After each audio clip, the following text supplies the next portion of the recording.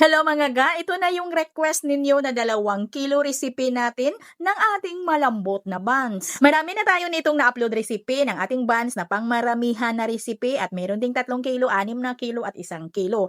At hindi pa tayo nakapag-upload ng 2 kilo kaya ito na. At sa nag-request nito, pasensya na po, now lang kasi sobrang busy din tayo kaya tara na, umpisahan na natin. So dito gagamit lang ako ng 2 kilo ng first class flour at pwede talaga kayong gagamit dito ng all-purpose flour. Maglagay ako ng 20 grams ng yes, 10 grams ng bread improver at 50 grams na powdered milk. At i-mix ko lang muna yan. At dito sa ginawa ko na parang well sa gitna ay maglagay ako dito ng 400 grams ng light brown sugar, 25 grams ng rock salt, 2 tablespoon vanilla extract at 4 cups na tubig. Dito sa ating tubig, pwedeng magdagdag at pwede ding magbawas kasi kakadepende din ho yan sa gamit natin na harina. Depende sa brand. Tunawin ko lang yung asukal at asin bago ko basain yung ating harina para hindi din magaspang yung ating dough kasi idaan ko ito sa dough roller machine. At nang halos nabasa na yung harina ay maglagay ako dito ng 150 grams ng margarine at shortening. Bali hinalo ko lang. At masahin ko muna yan at yung aking dough na ito mga palangga ay ipadaan ko ito sa dough roller machine.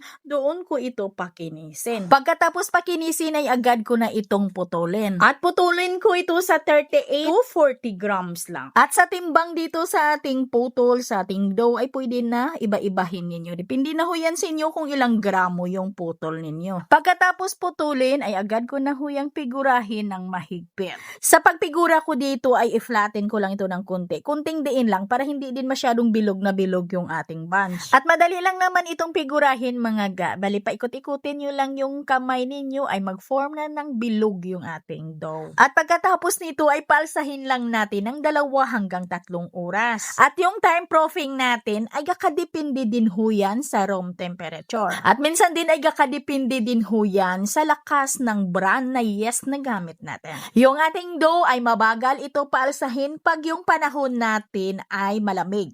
Kung mainit naman yung panahon natin ay madali lang itong umalsa.